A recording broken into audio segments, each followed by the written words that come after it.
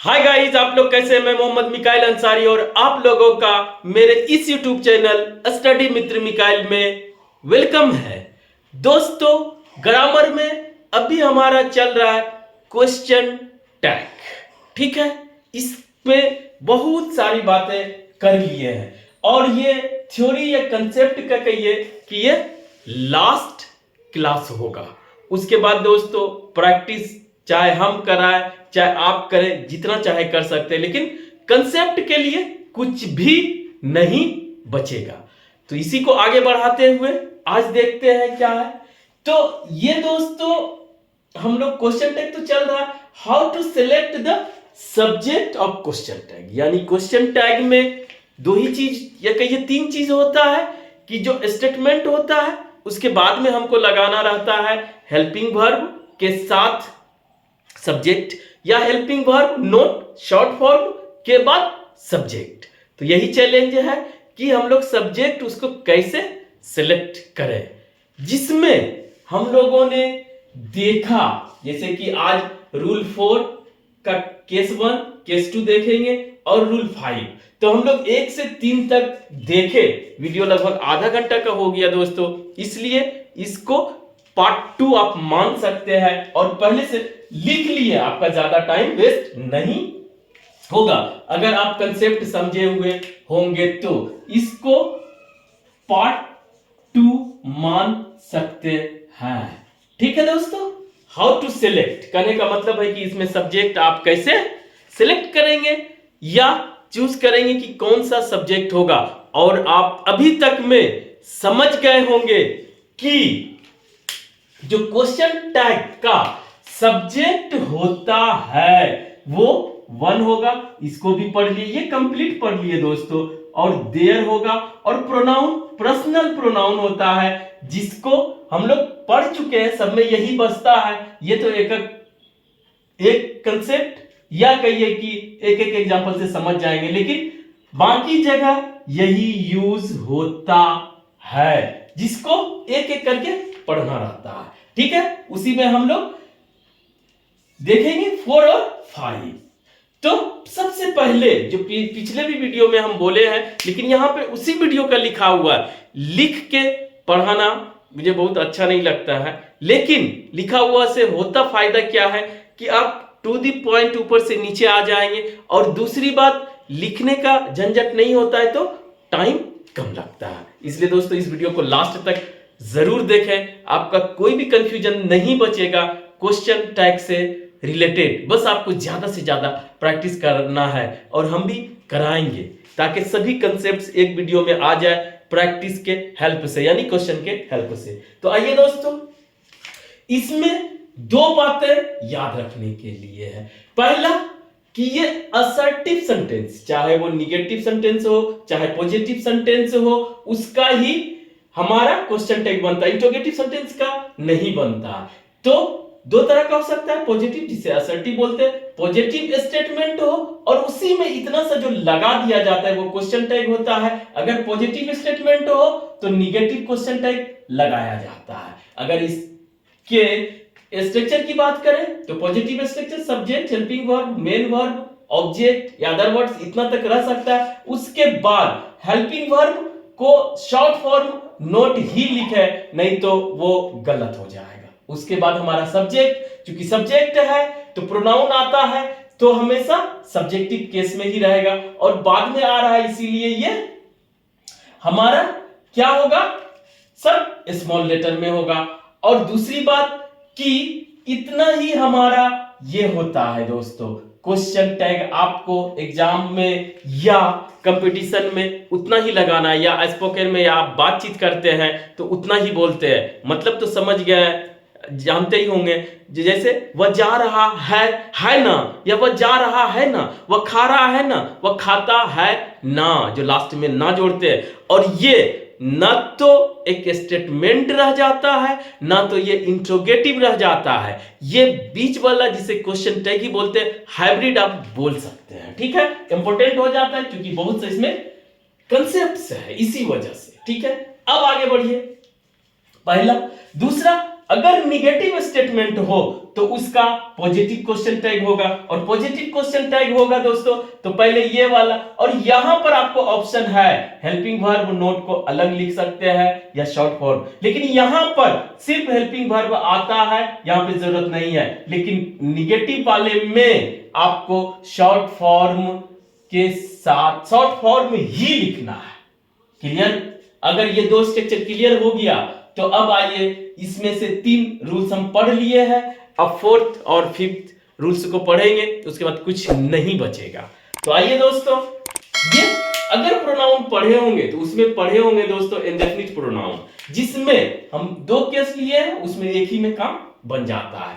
तो ये लिखने का मतलब है सब्जेक्ट और मेन स्ट्रक्चर। मेन स्ट्रक्चर ये हुआ दोस्तों, अगर मेन स्ट्रक्चर का सब्जेक्ट डायरेक्ट नाउन या प्रोनाउन नहीं आता है, इंडेफिनिट प्रोनाउन आता है, और उसमें से ये आता है सम, एनी, नो, एवरी, तो इसके साथ या तो वन होगा या वो बॉडी होगा। ठीक है, जैसे हम पढ़ के सुना देते हैं दोस्तों, someone, anyone, no one, everyone, या somebody, anybody, nobody, everybody.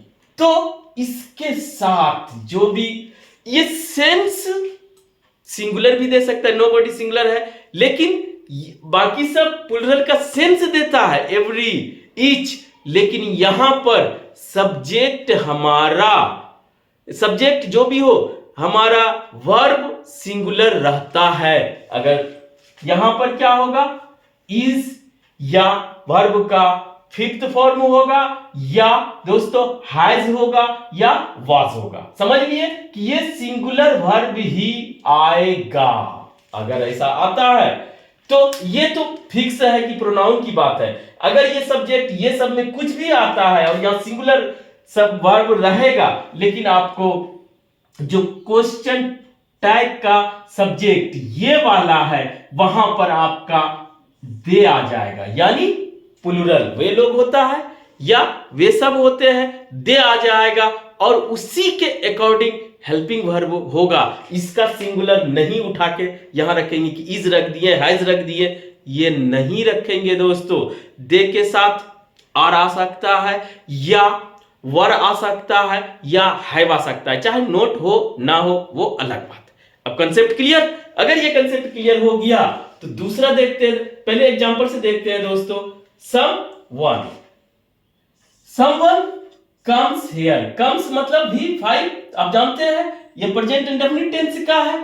someone comes here daily, कोई है जो कि हमेशा आता है। someone कुछ लोग ये हमेशा आते हैं। somebody, someone जो भी हो, तो इसके लिए दोस्तों आपको यहां पर दे ही लगाना पड़ेगा, और सेंस भी आपको आ रहा है, सेंस आए ना आए दे लगाना है, और ये पॉजिटिव स्ट्रक्चर है तो डोंट लगेगा।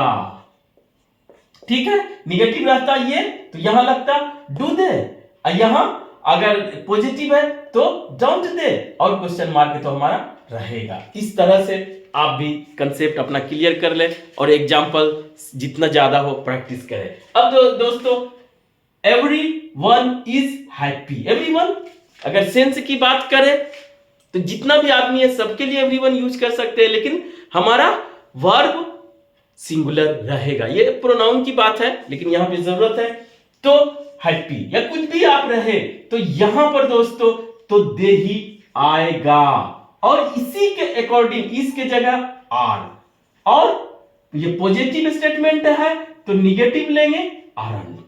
क्लियर? अगर ये कंसेप्ट क्लियर हो गया तो आगे बढ़ते हैं। प्रोनाउन में एक ही साथ हम लोग पढ़ लेते हैं दोस्तों, इसके साथ थिंग भी कर लेते हैं, वो भी सिंगुलर लेता है, लेकिन यहां पे चूंकि बदल जाता है तो उसको देखते हैं।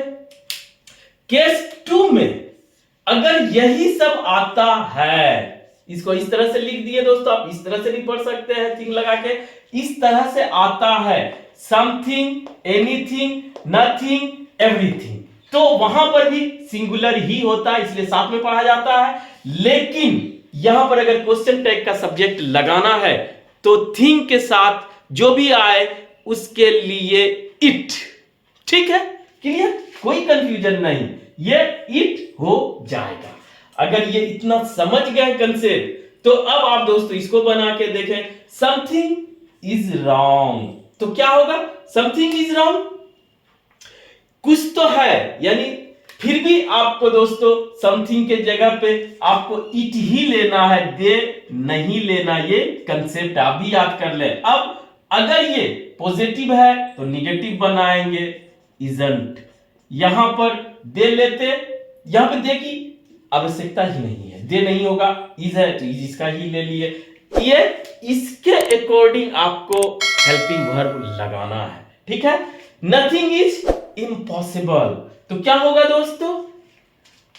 इट हो जाएगा, इजंट इट। क्लियर? अगर ये क्लियर हो गया तो ये एडवांस कहिए स्ट्रक्चर या कंसेप्ट है, तो आपको अब कुछ भी नहीं बचेगा। अब छोटा सा है, उसको भी देख लेते हैं साथ में। वो ये है दोस्तों कि अगर मेन स्ट्रक्चर का सब्जेक्ट ऑल रहे, नन रहे, वन रहे, सम रहे, मोस्ट रहे, एवरीवन रहे, आइदर रहे, नाइदर रहे, सब लिख दिए दोस्तों। उसके बाद ऑफ आता है, और ऑफ के बाद चूंकि ऑफ प्रीपोजिशन है, इसीलिए उसके बाद हमारा जो भी आएगा, पहले तो इतना का सेंस प्लूरल ही रहेगा, ठीक है। और दूसरी बात, या तो सब में से कुछ नहीं तो भी प्लूरल है, इसके बाद तो आएगा। और दूसरी बात कि उसके बाद अगर प्रीपोजिशन है तो उसके बाद हमारा अगर पर्सनल प्रोनाउन आता है तो वो ऑब्जेक्टिव केस होगा, जैसे अस, ठीक है। यू सब्जेक्टिव केस भी है, ऑब्जेक्टिव केस भी है। और देम, अगर ये तीनों कुछ भी आता है ऑफ के बाद, तो आपको दोस्तों जो क्वेश्चन टैग का सब्जेक्ट है वो आपको वी किसके कॉरेस्पॉन्डेंस? अस के कॉरेस्पॉन्डेंस। और अगर यू रहे तो दोनों में से सब्जेक्टिव केस या ऑब्जेक्टिव केस, अगर देम रहे तो उसके कॉरेस्पॉन्डेंस आपको दे लगाना है। और साथ ही साथ दोस्तों, चाहे मेन स्ट्रक्चर क्योंकि दोनों सेंस देता है तो वो भी देखेंगे, चाहे वो सिंगुलर वर्ब रहे चाहे प्लूरल वर्ब रहे, आपको इसके अकॉर्डिंग या कहिए तीनों के अकॉर्डिंग प्लूरल वर्ब ही लगाना है। चाहे प्लूरल वर्ब का मतलब हेल्पिंग वर्ब, और चाहे नोट रहे नोट ना रहे, आपको प्लूरल वर्ब हेल्पिंग वर्ब लगाना है। अगर इतना सीख गए तो आइए इसको बना के देखते हैं। ऑल ऑफ अस, ये हो सकता है all of us, none of us, one of us, some of us, ये आप कर लेंगे दोस्तों।